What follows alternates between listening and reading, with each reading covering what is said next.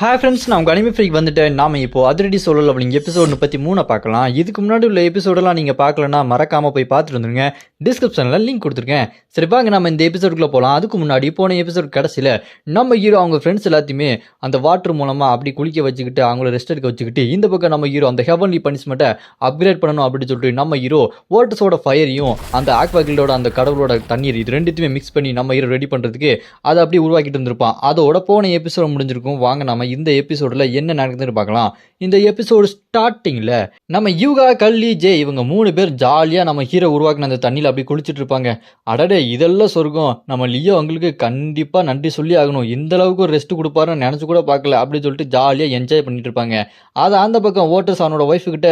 எனக்கு இதெல்லாம் பார்க்குறது ரொம்ப புதுசாக இருக்குது, லியோ எப்போவுமே வேலைக்கார மாதிரி வேலை வாங்கிட்டே இருப்பான், அவங்ககிட்ட வேலை பார்க்கலன்னா உயிரை போட்டு வாங்குவான், இப்போ என்னன்னா ரெஸ்ட் எடுக்கிறதுக்கு இந்த பாத்லாம் செஞ்சு கொடுத்துருக்கான், இதெல்லாம் பார்க்கறதுக்கு எனக்கு எல்லாமே புதுசாக இருக்குது அப்படி சொல்லிட்டு இருக்கும்போது அங்கே ஸ்டீவ் வந்துட்டு மறுபடியும் ஓவர் எமோஷனல் ஆகிட்டு இருக்கான். அடடா லியோக்கு என்ன பிடிக்கும்னு எனக்கு இவ்வளோ நாளாக தெரியாமல் போயிடுச்சு, ஒரு வழியாக அவன் என்னை ஏற்றுக்கிட்டான், எனக்கு ரொம்பவே சந்தோஷமாக இருக்குது அப்படின்னு சொல்லும்போது அதை பார்த்துட்டு ஓட்டர்ஸு டேய் அவனோட உண்மையான முகம் தெரியாமல் இவ்வளோ எமோஷனல் ஆகாதுங்கடா அப்படின்னு சொல்லிட்டு யோசிச்சுட்டு இருப்பான். பின்னாடி பார்த்தா கெவின் அங்கே வந்து ஏய் நீங்கள் இவ்வளோ எமோஷனல் ஆகிறதுக்கு ஒரு வருத்தம் இல்லை, நம்ம லியோவை விட ரொம்ப வீக்காக இருக்கோம், அதுக்கு நம்ம உடனே ட்ரைனிங் எடுத்தாகணும், நீங்களாக போய் ட்ரைனிங் எடுங்க, நான் லியோ உருவாக்கின அந்த தண்ணியில் மறுபடியும் குளிக்க போகிறேன் அப்படின்னு சொல்லிட்டு வளவலன்னு பேசிட்டு கடைசியில் பார்த்தா காமெடியாக குளிக்க போகிறேன் அப்படிங்கிறான். அங்கே பார்த்தா அந்த செக்ரட்டரி ஜீவுன்னு இருக்கான் பாருங்க, அவன்கிட்ட போயிட்டு கெவின் டே டவலு எல்லாத்தையும் எடுத்துகிட்டு வா, ஸ்விம் சூட்லாம் போடணும் அப்படின்னு சொல்லும்போது அதை கேட்ட அந்த செக்ரட்டரி ஜீவன் இவங்களுக்கு வேலை பார்த்தே எனக்கு வயசாயிரும் போல இருக்கு, போட்டு தொல்லை பண்ணுறாங்க ஆளாளுக்கு அப்படின்னு சொல்லிட்டு ஜீவன் கடுப்பாயிட்டு இருப்பான். அப்படி இந்த பக்கம் கெவின் யாரா அதுன்னு சொல்லிட்டு எட்டி பார்ப்பான். யாருன்னு பார்த்தா போட்டில் யாரோ வந்துட்டு இருப்பாங்க.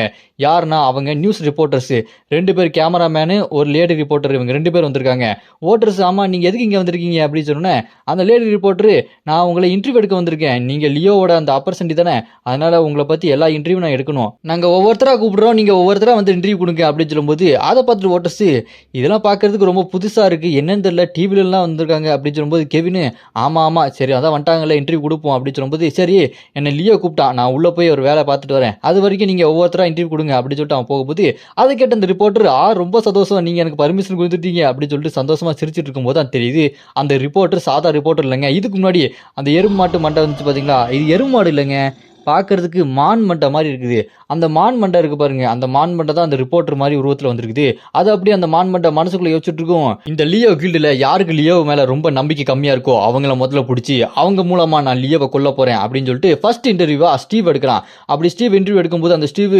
எனக்கு 2 கையுமே போயிடுச்சு, என் 2 கையும் விடுமே ரொம்ப ஸ்ட்ராங்கான ஒரு புது கையை என்னோட லியோ செஞ்சு கொடுத்தான், லியோவுக்கு தான் என்னோட முழு நம்பிக்கை, அவன் மேலே நான் எவ்வளோ நம்பிக்கை வச்சிருக்கேன் தெரியுமா அப்படின்னு சொல்லும்போது அதை கேட்ட அந்த ரிப்போர்ட்டரு என்ன உங்களுக்கு ஒரே ஒரு ஆம் தான் கொடுத்துருக்காரு, இன்னொரு கை எங்கே அப்படின்னு சொல்லிட்டு கேட்டோன்னே இன்னொரு கை எனக்கு அவன் கண்டிப்பாக செஞ்சு கொடுப்பான், இந்த ஒரு கையை எவ்வளோ ஸ்ட்ராங் ஆனது தெரியுமா அப்படின்னு சொல்லும்போது அதை கேட்ட அந்த ரிப்போர்ட்டரு இவன் ஆக மாட்டான் போல இருக்கே, லியோன்னு அழுதுட்டு இருக்கான். ஸ்டீவ் அங்கேருந்து போயிடறான். அடுத்ததாக யாருன்னு பார்த்தா கெவின் அங்கே வந்து நிற்கிறான். கெவினை பார்த்தோம் அந்த நியூஸ் ரிப்போர்ட்டரு ஆமாம் என்னங்க உங்களுக்கு ஒரு கை இல்லையா, ப்ராஸ்தட்டிக் ஹேண்டை வச்சிருக்கீங்க அப்படின்னு சொன்னோன்னே அதுக்கு கெவின் இது எல்லாத்துக்கும் காரணம் லியோ தான் அப்படின்னு சொல்லிட்டு வெறுப்பாக சொல்லுவான். அதை கேட்டு அந்த நியூஸ் ரிப்போர்ட்டரு சொல்லு உனக்கு அவன் மேலே நம்பிக்கை இல்லை தானே அப்படின்னு சொல்லிட்டு ஆர்வமாக கேட்கும்போது அந்த கெவின் சொல்லுவான் அப்படியே பிளேட்டை மாற்றி போட்டுருவான், எனக்கு அவர் தான் செஞ்சு கொடுத்தாரு, அவர் மட்டும் இல்லைன்னா நான் என்ன ஆயிருப்பேன், என்னோட இந்த மொத்த கில்டியுமே அவர்கிட்ட நான் தார பார்த்துட்டேன், எனக்கு அவனா ரொம்ப பிடிக்கும், அவருக்காக நான் என்ன வேணா செய்வேன் தெரியுமா அப்படின்னு சொல்லிட்டு லியோ போகிறான் நான் பாடிட்டு இருப்பான். அதை பார்த்துட்டு அந்த ரிப்போர்ட்டரும் இவனும் வேலை கேட்க மாட்டான், வேற ஏதாச்சும் கிடைக்கிறானா பார்ப்போம் அப்படின்னு சொல்லிட்டு யோசிக்கும் போது எல்லாருமே லியோன்னு சொல்லிட்டு இருப்பானுங்க. அதை கேட்டு கடுப்பாய் சேரை தூக்கி அடிச்சு என்னடா எல்லாரும் லியோ சொல்லியிருக்கானுங்க, அவன் ஏன் இவ்வளோ பாசம் வச்சுட்டு இருக்கானுங்க அப்படின்னு சொல்லிட்டு கடுப்பாகும் போது அந்த கேமராமேன் மாஸ்டர் அந்த மான்மண்ட மாஸ்டர் கிட்ட இங்கே வரதுக்கு முன்னாடி சொல்லியிருப்பான் லியோவை அங்கே யாருக்குமே பிடிக்காது, அந்த கில்ல இருக்க எல்லாருமே லியோவை வெறுப்பாங்க அப்படி சொல்லியிருப்பான். அதை நம்பி தான் அவள் வந்திருப்பா, இங்கே வந்து பார்த்தா செம்ம கடுப்பாகிட்டு இருப்பா. அப்போ அந்த இடத்துக்கு அந்த செக்ரட்டரி ஜீபுன்னு வருவான். அவன் வந்துட்டு இங்கே பாருங்க ஓட்டர்ஸ் கொஞ்சம் பிஸியாக இருக்காரு, அவர் வரதுக்கு கொஞ்சம் லேட்டாகும் அப்படி சொல்லும்போது அதை கேட்டு அவள் கடுப்பா இருக்கிற பிரச்சனை இவன் வேற அப்படி சொல்லும்போது அப்போ அந்த கேமராமேன் டக்குன்னு அவள் காதுகிட்ட வந்து ஏய் இவன் யார் தெரியுதா, இவன் தான் அந்த ஸ்கார்பியோ கில்ல சேர்ந்தவன், இவன் ஒரு துரோகி, இவன் நம்மளோட அந்த மிஸ்ட்ரி சொசைட்டியில் இருந்தவன், இவன் நம்மளுக்கே துரோகம் பண்ணிட்டு இப்போ லியோ கூட இருக்கான், இவன்ட்டு நீ பேசிப்பாரு அப்படி சொல்லிட்டு காதில் ஓதனோடனே உடனே அந்த ரிப்போர்ட்ரு வாங்க உட்காருங்க அப்புறம் உங்களை இன்டர்வியூ எடுக்கலாம் அப்படி சொல்லும்போது அதை கேட்டு அவன் என்னதுக்கு இன்டர்வியூ எடுக்கணும் அப்படின்னு சொல்லிட்டு அவன் கிட்ட போகும்போது அவனோட அந்த செக்ரட்டரி பவர் மூலமாக அவங்க யாரும் கண்டுபிடிச்சிடான், அவங்க தான் அந்த ஜென்ரல் மிஸ்ட்ரி சொசைட்டி சேர்ந்த பாரான் ஹெல்மெட் எப்படி ஒரு சக்தி வாய்ந்த ஜென்ரலோ அதே மாதிரி இந்த மான்மட்டையும் ஒரு சக்தி வாய்ந்த ஜென்ரல். அவன் அங்கே வந்துட்டு டேய் நீ அந்த ஸ்கார்பியோ கீழே வேலை பார்க்குறவன் தானே, உனக்கு ஒன்று காத்திருக்கு வாடா அப்படி சொல்லிட்டு அதை பார்த்துட்டு அந்த செக்ரட்டரி ஏய் நீ எதுக்கு இங்கே வந்திருக்க என் சம்மந்தம் இல்லாமல் ஏன் பேசுற அப்படின்னு சொல்லும்போது அதை கேட்டு அந்த மான்மட்டை இங்கே பாரு நீங்கள் 2 பேர் பிரச்சனை இருக்கீங்க நீயும் அந்த ஹேலியும் ஹேலி யாரும் தெரியல அவ மிஸ்ட்ரி சொசைட்டி சேர்ந்த ரெட் மோனார்க்கோட குழந்தடா அப்படி இருக்கும்போது அது தெரிஞ்சா லியோ அவனை சும்மா விடுவான்னு நினைக்கிற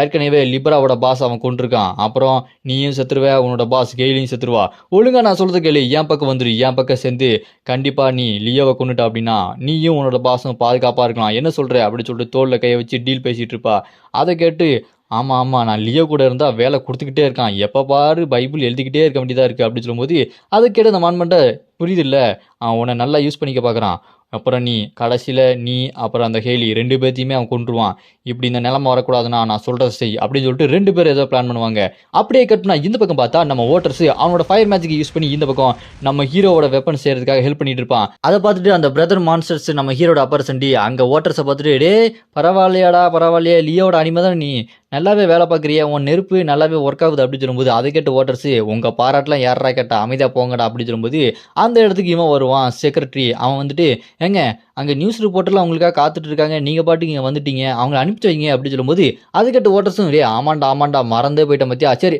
நான் போய் அவங்களை அனுப்பிச்சு வச்சிடுறேன் நீ இங்கே இரு இப்படி ஞாபகப்படுத்துறதுக்கு ரொம்ப நின்றுடா உனக்கு காஃபி வாங்கி தரேன் சரியா சரி அப்புறம் போயிட்டு வரேன் அப்படின்னு சொல்லிட்டு போகும்போது இவன் என்ன பண்ணுவான் அந்த மான்மண்டையோட பேச்சை கேட்டு அவன் இந்த பக்கம் அவனோட பைபிள் பவர் யூஸ் பண்ணுவான் இந்த பக்கம் பார்த்தா இவன் என்ன பண்ணுவான் ஓட்டர்ஸ் அப்படி போகும்போது மனசுக்குள்ளே என்ன வச்சிருப்பான் அப்படின்னா எனக்கு எது பற்றியுமே கவலை இல்லை நான் லியோவை கண்டிப்பாக நம்புவேன் நான் மட்டும் இல்லை என் குடும்பம் ஒட்டுமொத்த குடும்பமே லியோவை தான் நம்புது என்னை விட அவங்களுக்கு லியோவை தான் ரொம்ப பிடிக்கும் அப்படின்னு சொல்லிட்டு மனசுக்குள்ள நினச்சிட்டு ஜாலியாக பாட்டு பாடிட்டே போயிட்டு இருப்பான் அதை பார்த்த உடனே அவன் மனசில் நினச்சதை அப்படி மாற்றணும்னு சொல்லிட்டு அவனோட அந்த செக்ரட்டரி பவர் யூஸ் பண்ணி பேனாவை வச்சு அதை எல்லாத்தையுமே மாற்றி எழுதிடுவான் எனக்கு லியோவை சுத்தமாக பிடிக்காது லியோ ஒரு ஒஸ்ட்டு என்ன ஆனாலும் நான் லியோவை மட்டும் நம்ப மாட்டேன் எதுக்கு என்னை விட லியோவை என் குடும்பத்துக்கு ரொம்ப பிடிச்சிருக்கு அப்படின்னு சொல்லிட்டு அந்த வார்த்தை எல்லாத்தையுமே மாற்றி விட்டுருவான் அந்த வார்த்தையை மாற்றினோடனே ஓட்டர்ஸுக்கு உடனே மனசு ஒரு மாதிரி ஆயிரும் அவனோட நம்பிக்கை 150% குறைஞ்சிரும் அப்படி குறைஞ்சதுக்கப்புறம் என்ன தைரியம் இருந்தா லியோ இப்படி பண்ணுவான் எனக்கு லியோ பிடிக்கல அப்படின்னு சொல்லும்போது டக்குன்னு நம்ம ஹீரோ அங்கே வந்து டே என்னடா பண்ணிட்டு இருக்க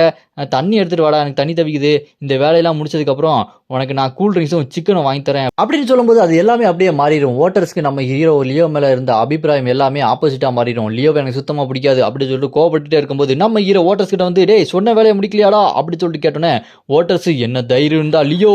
எனக்கு உன்னை சுத்தமாக பிடிக்கலடா நீ ஒரு ஒஸ்ட்டுடா அப்படி சொல்லி மனசுல யோசிச்சுட்டு அப்படி திரும்புவான் பாருங்க உடனே நம்ம ஹீரோ ஓட்டர்ஸ் கிட்ட டேய் நீ மட்டும் நான் சொன்ன வேலையை நீ முடிச்சிட்ட அப்படின்னா உனக்கு அப்புறமேலே கூல் ட்ரிங்க்ஸும் சிக்கனும் வாங்கி தரேன் என்ன அப்படின்னு சொல்லும்போது டக்குன்னு பார்த்து அந்தரப்பள்ளி அடிச்சிடுறான் அந்த பைபிள் இருந்து எல்லாமே வேஸ்ட்டாக போயிடுது உடனே ஓட்டர்ஸு மச்சி லியோ நீ தான்டா பெஸ்ட்டு உன்னை எனக்கு ரொம்ப பிடிக்கும்டா வாடா அப்படின்னு சொல்லும்போது அதை பார்த்துட்டு அந்த செக்ரட்டரி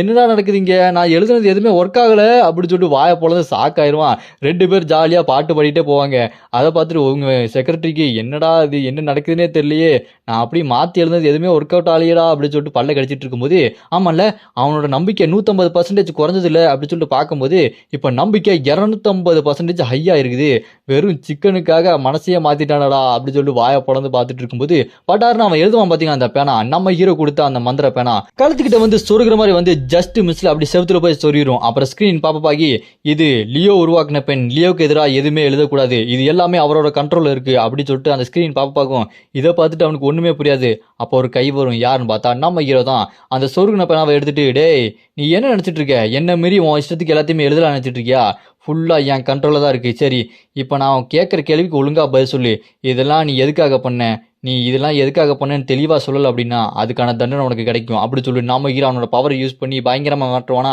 நம்ம ஹீரோ பாம்பு உருவத்தில் இருப்பான் அவன் அப்படியே மாட்டிக்கிட்ட எலி மாதிரி ஐயோ வசமாக மாட்டிக்கிட்டேனே சொல்லிட்டு பயந்துட்டு இருப்பான் அப்போ நம்ம ஹீரோ கிட்ட பயங்கரமான ஒரு வெளிச்சம் வரும் என்னடா வெளிச்சம் அப்படின்னு சொல்லிட்டு ஓட்டர்ஸும் நம்ம ஹீரோ சைடில் பார்க்கும்போது நம்ம ஹீரோ ஏய் ஹெவன்லி பனிஷ்மெண்ட் என்னோட வெப்பன் ஆக்டிவேட் ஆயிடுச்சுடா அப்படின்னு சொல்லும்போது நம்ம ஹீரோ அப்கிரேட் பண்ண அந்த ஹெவன்லி பனிஷ்மெண்ட் அந்த வெப்பனு சும்மா அங்கேருந்து கோட்டையெல்லாம் உடச்சி தள்ளிட்டு பில்டிங் வெடிச்சு தள்ளிட்டு பறந்து போயிட்டு இருக்கும் அதை பார்த்துட்டு இதெல்லாம் எங்கே போகுது அப்படின்னு சொல்லிட்டு அங்கே இருக்க எல்லாரும் பார்த்துட்டு இருப்பாங்க அது ஸ்ட்ரைட்டாக செம்ம ஸ்பீடாக போயிட்டே இருக்கும் வாயை பொழந்து எல்லாருமே பார்த்துட்டு இருக்கும்போது கடல் தண்ணி எல்லாத்தையுமே அடிச்சு தள்ளிட்டு ஸ்ட்ரைட்டாக அங்கே தூரத்தில் ஒரு மலை இருக்கும் அங்கே போய்